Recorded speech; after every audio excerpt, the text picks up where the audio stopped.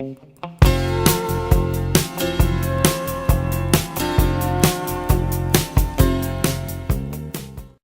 there, it's Gypsy and Rue, and we are going to talk about the High Priestess tonight. Honestly, I kind of think of like villainesses when I think of the High Priestess, like not because of the evil factor, but just because of the extreme factor. Does that make sense? Just that it's like girl power, ultimate feminine energy. The mystery. A lot of times the bad guy's the one that's cloaked in mystery. So it makes me think of the queen from Sleeping Beauty. What's her name?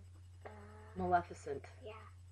I don't know why. Not the mean part, just the part. Rachel Pollack talks in her book about this awesome backstory. She quotes someone named Bill Butler who wrote a definitive tarot, I believe was the name of the book. He talks about this myth that went around in the Middle Ages about a woman who was elected pope. It's like she posed as a man and then she was elected pope. Then the myth states that she actually died in childbirth during an Easter celebration. So that's the myth. That's not apparently documented anywhere, but that does descend from the Middle Ages.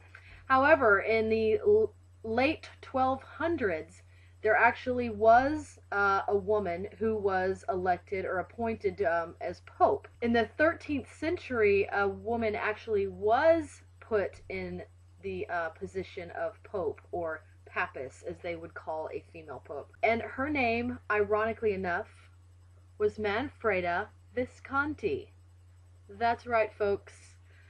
There was this group of people that believed that their leader who died in 1281, would be returning in the year 1300 as the female pope, and things were going to completely change in all of the land. And so they preemptively appointed Manfreda Visconti as the papist, or she was large and in charge. Well, in 1300, the people decided that they weren't cool with that, and that wasn't going to go over well, and she was killed. I find it very interesting that this woman's name was Visconti because, as you know, in 1450, which is about, 200 years late? Yeah, 150 years later, the Visconti family commissioned the creation of Visconti Tarot, which is this Visconti Sforza deck, which is basically the oldest tarot deck known that has survived history, so we consider it the oldest one, which I have a replica of. But anyway, we'll get into that in a second. Another thing to note is that the older cards do actually say papist on them, and I'll start when I start going into the cards. I'll bring this up again, but they did say papist.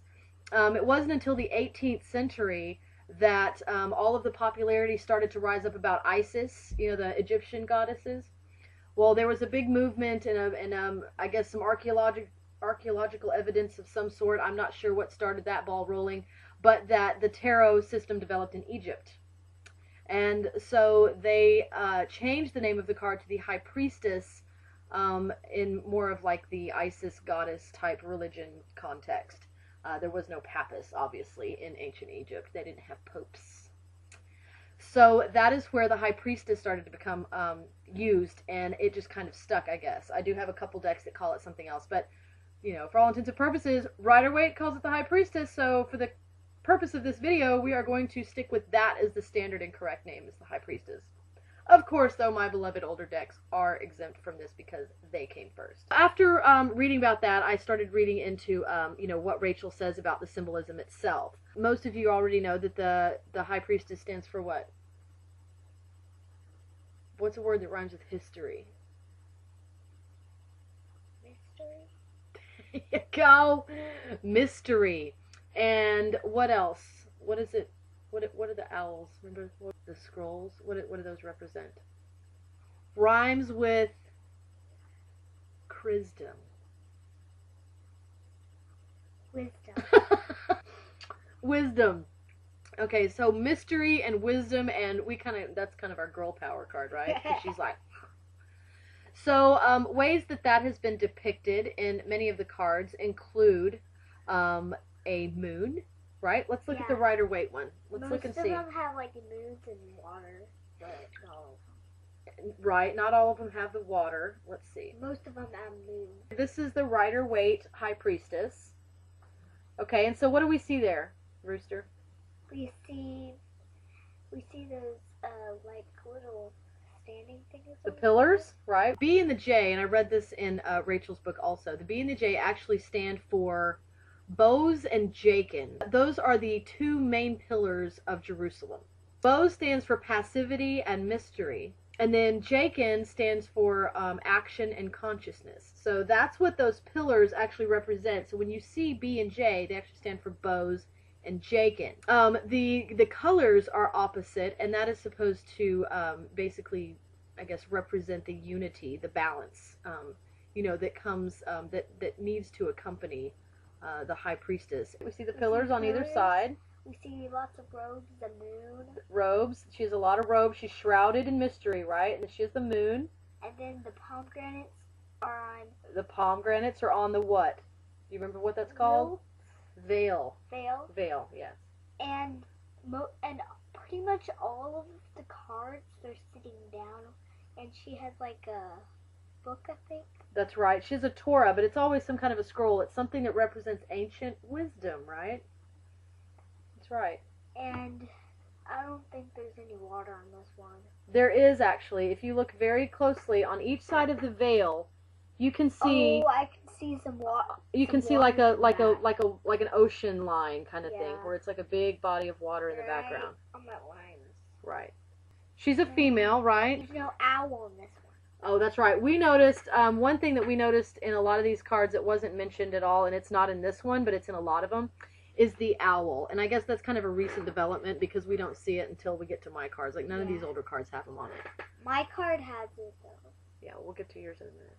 So, that's the High Priestess for the Rider Waite. That's our standard, okay? That's where we're starting from. And now we're going to compare all of the other decks. So I like to start with my oldest ones first because those came first. Those are famous Visconti. And yes, she is a Papist here. Makes you wonder if that is actually old Manfreda herself, or Manfreda. I don't know how you pronounce that name. But it's very possible that that is the beloved Manfreda Visconti that was executed for being a Papist. And then, of course, we have the 1751 Marseille deck. Yeah. And now this one has more of the same kind of traits. This has like the white on the head. Yeah, she has a veil over her head, behind her head. Then she has a crown. We did see a crown. She's very royal. I didn't say anything much about it. They're kind of the same because the white going down. Yes, right that's there. part of the Pope headdress for a Papist. That would have been what they actually would have worn had they been in that position. So if you're a Papist, you get a fancy little shroudy thing to wear on your head under your crown. I wouldn't like it. Maybe it held their hair down or kept it from getting caught in the crown. Yeah. Anyway, so you can see kind of a lot of similarities between these two. And there's no water, there's no pillars. Those things haven't come around yet. And I also want to show you that, yes, this also does say Papist. Go back to this one. Mm-hmm. It has the cross like it did on your phone. Oh. I just now noticed that. There is a cross here. And here you see, because she's a leader of a church, a pope is a church leader. And so you're going to see, Christian symbolism, especially in these older cards, because they're referring to the Catholic Church. So there you have that. Okay, so now we're going to get into my modern decks. And the big winner for the weightiest card in my collection is... My card. My card. Her deck. The Tarot of the Magical Forest. And let's see. There we see our owl. Owl. We totally have an owl. The This card has everything the Rider Waite had. This card scored 10 out of 10 possible points. I gave 9 points per kind of trait that we recognized. And you got a point for having a female, pillars, scroll, veil, water, lots of robes, pomegranate fruit, moon, and then of course the owl was my own that I kind of added in there. And then they got bonus points if it actually said B and J on the pillars, because a lot of cards, they don't say that anymore. This one does. Let me get it a little bit closer. You can see if I hide my shadow. It has the cross. And there is the cross, and she's wearing it just like she did in the phone one. Just in the phone one. Just like in the phone deck. I call it the phone we deck. see pomegranates on the veil above her head.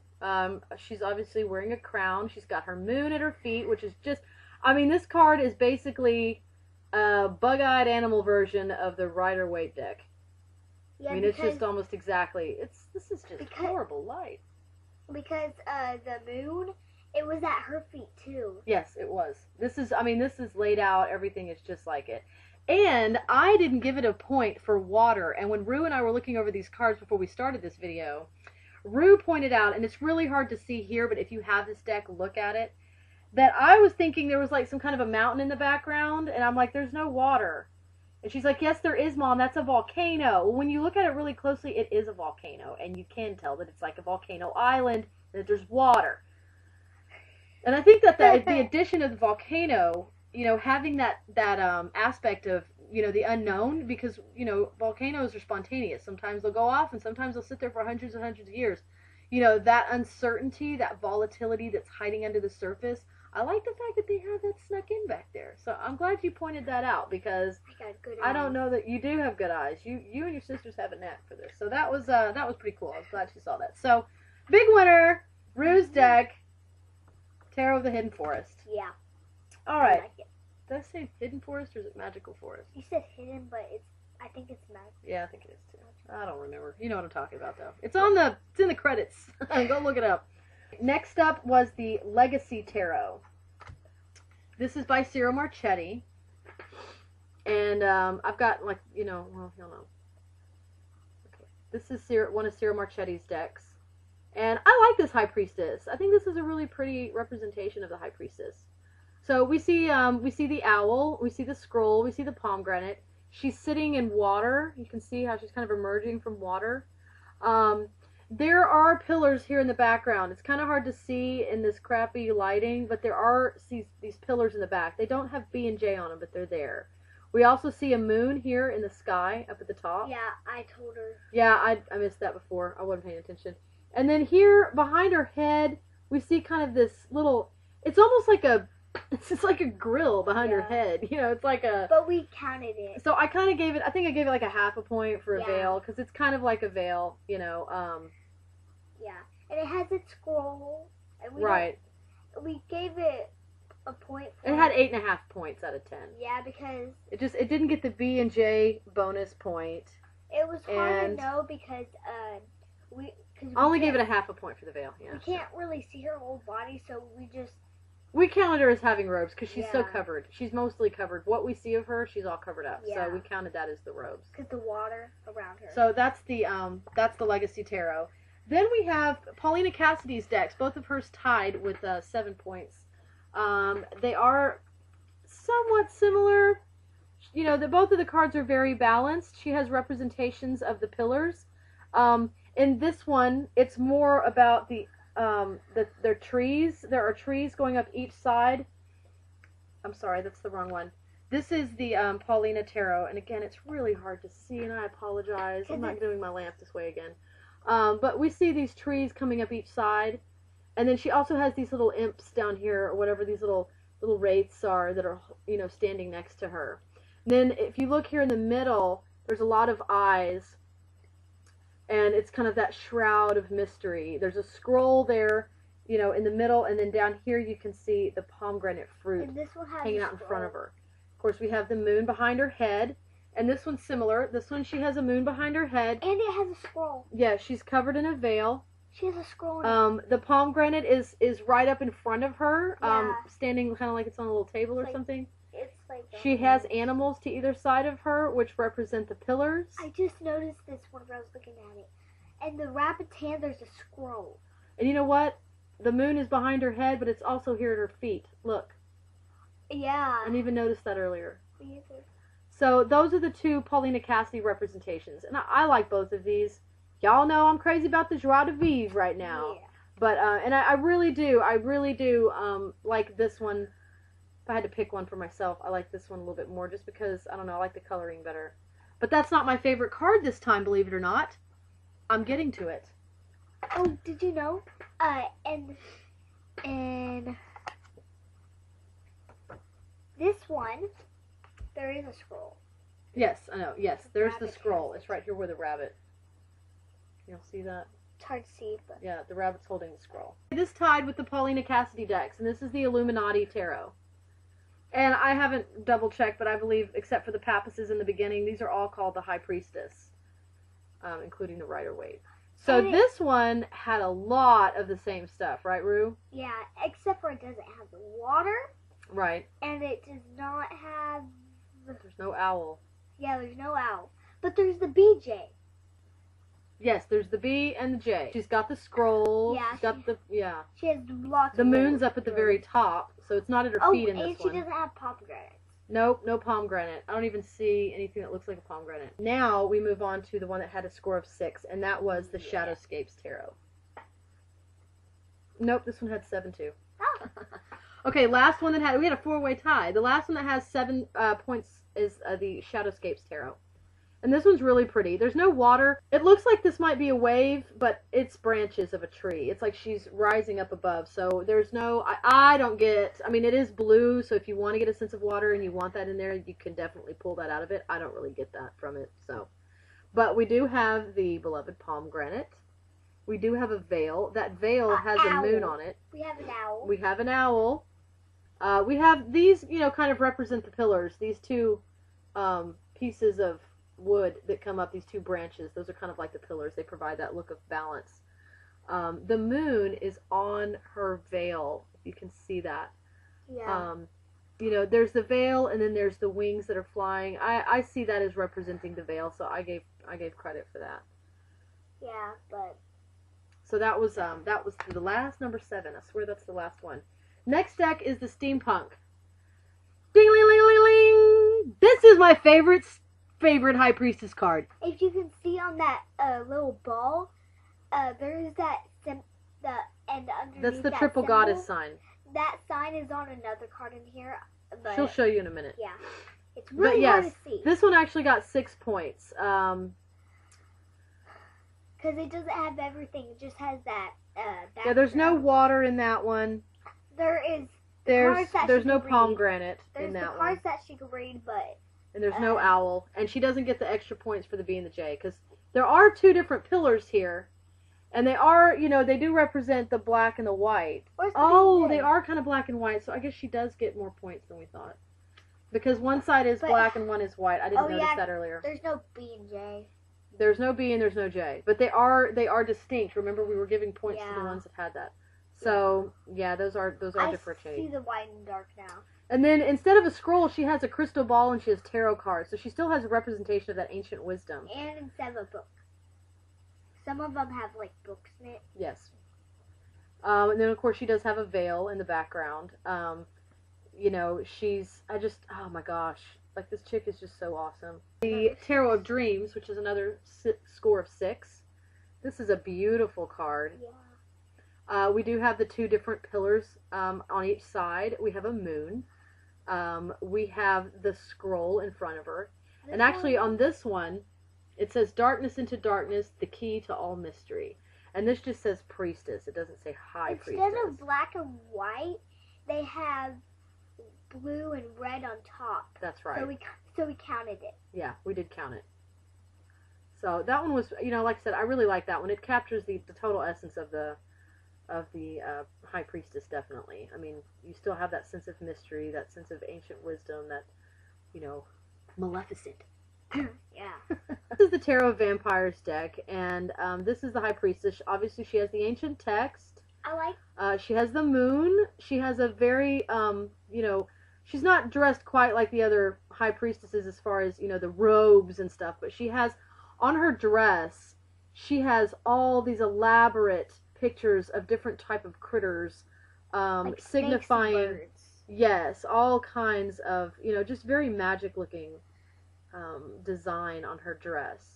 And so I counted that as, you know, having symbolic clothing. What I like about the book is I like how it has like dust all over, like all old. And it's like just floating in front of her. She has total control over that mystery. That one's cool. Yeah, it's a cool card. Want to know something I think they should have had for those cards is the candle, because in most of the cards there's candles. Oh yeah, we didn't count candles. But she has one.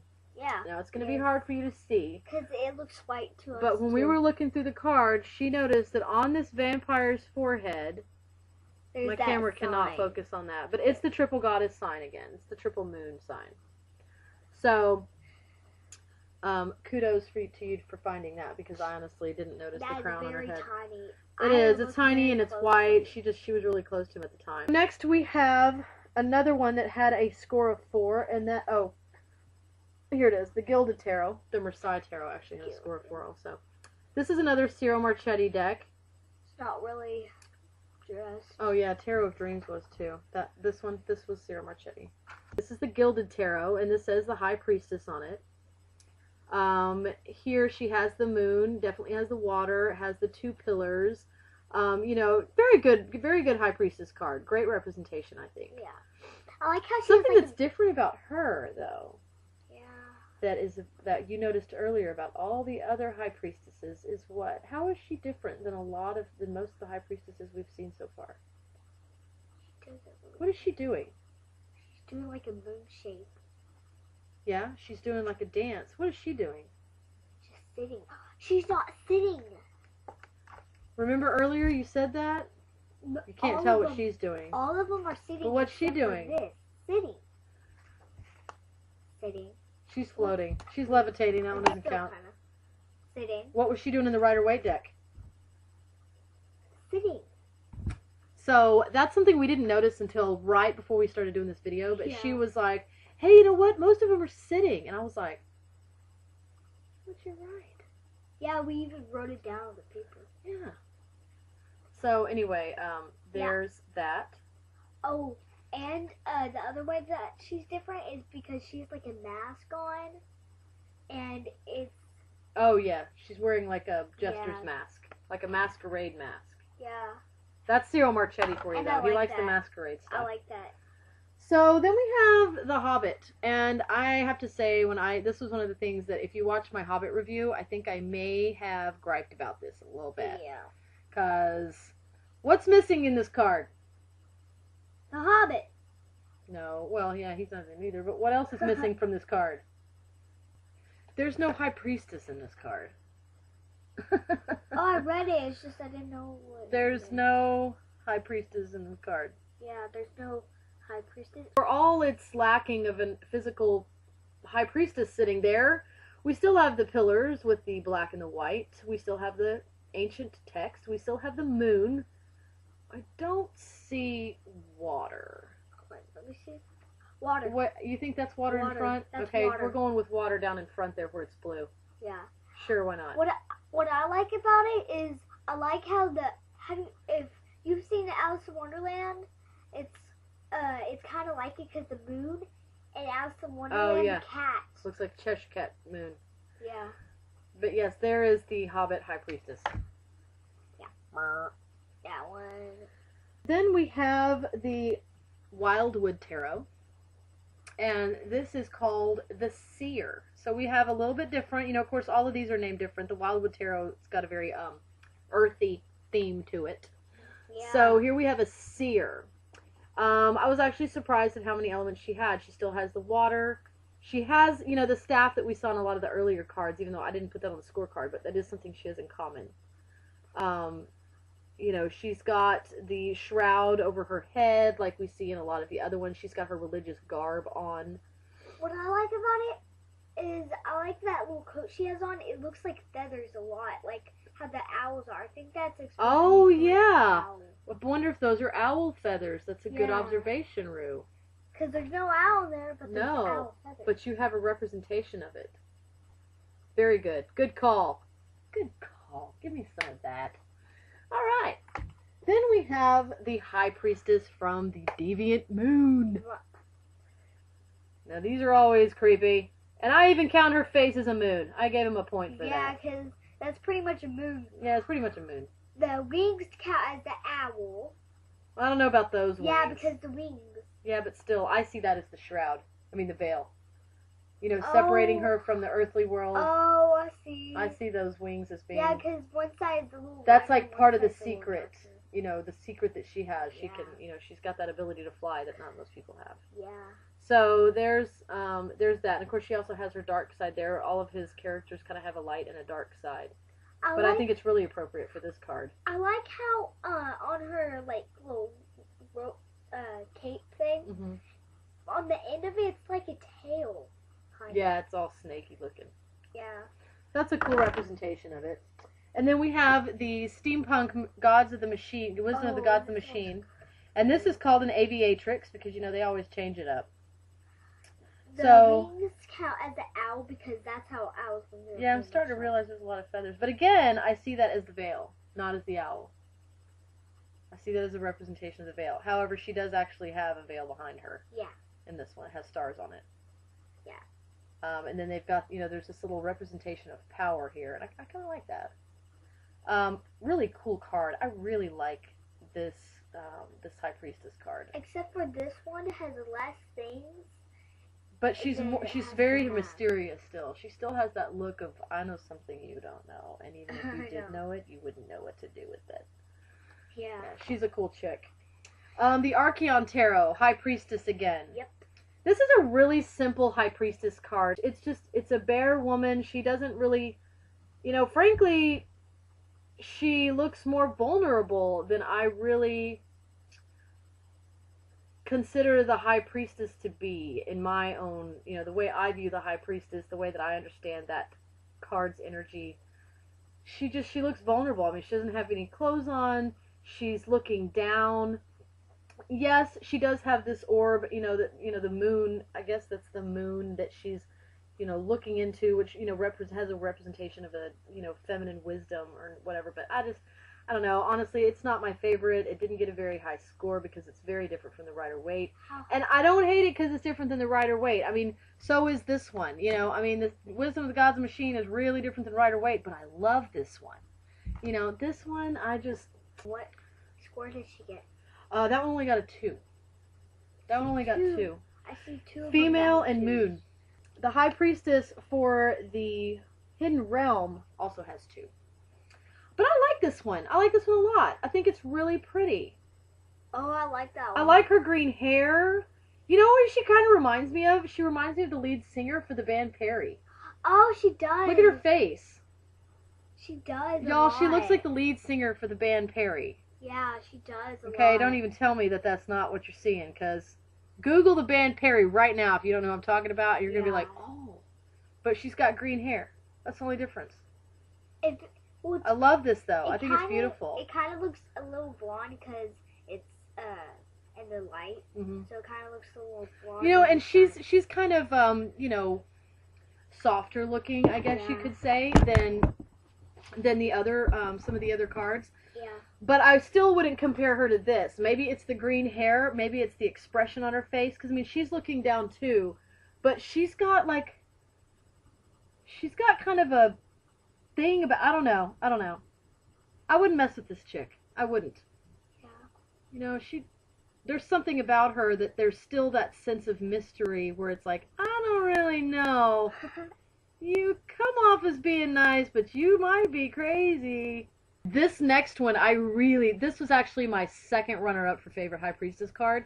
The only reason why she didn't really make it is because she looks like she's a little bit loco. Like, not cool, intimidating, crazy. Like, I don't know if she's a threat to anybody because she looks like she might be a little bit, you know.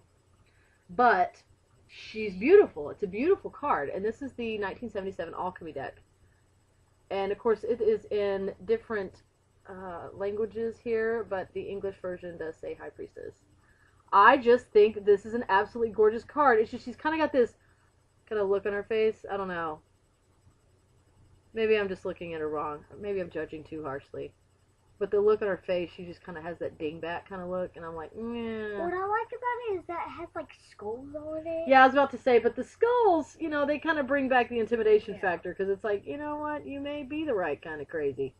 Yeah, because I like how instead of like a pot for the leaves, Yeah. It's like skulls. They're planted in skulls. Yeah. Maybe the roots are what's holding them together. No, I love this High Priestess. This is definitely one of my favorites. This is right after Steampunk. This is my second favorite. Honestly, you know, I don't know. I'm sitting here staring at it, and I think I feel like this is maybe winning over the Steampunk. Yeah. Oh, that's a hard call. You know what? Let's let them tie. Yeah. Let's let them tie. I don't have to pick a favorite. I don't have to pick a favorite. This is my game. Yeah. This is my rating system. I have 2 favorites today. Steampunk and 1977 Alchemy deck. Bam. 1977? Yeah. Don't say that's old. Just don't. It is. What's this one? And of course, I am not trying to pick on this deck. It's just how it keeps happening. Dead last with 0 points. No, I gave it 1 because you can tell it's a female because it has a slender neck and shoulders. But here we have the High Priestess. That's right. You can't see anything because there's not that much to see. We have the keywords, of course, because this one does. Psychic, secretive, influential, knowing, oracle. So it's good that it has words on it, honestly. And we covered the entire collection that I own at this time. Is there anything else that you wanted to say or that you thought of while we were going over these? No, not really. Your favorite was yours, right? Yeah. Because I like how it has every single thing. Yeah. It is very weighty. It's the weightiest card we had. It's as weighty as the Waite deck. And weightier because it had an owl. It was actually weightier than the Waite deck. Well, no, I guess it's not. Yeah. It is the perfect combination of the Waite card, and then it's got that little modern tie-in. Boop! Sticks that owl in there. Yeah. So it had everything. It had every possible score, even the one that the Rider-Waite deck didn't have, which was the owl. That one even got that. So that card really was the best card. If you're going off scoring, which I don't. That's all we have for you tonight. We hope you enjoyed watching us talk about the High Priestess cards. And I guess we will see you in another video. Blessed be. P.S. There's one thing that I forgot to mention during the video. You did not see me show the Minchiati deck because that actually doesn't have a High Priestess card in it. It's interesting to know there's an Emperor of the East and an Emperor of the West, but it's missing the High Priestess card. So I'm all like, whatever. In the year 1300, that she would end up rising to power. Am I boring you? No, I'm just thinking. But what else is missing from this card? Visconti. Visconti? Yeah, Visconti. I think I've got my story all wrong. I want to cut this stuff out, so don't talk yet. There you go.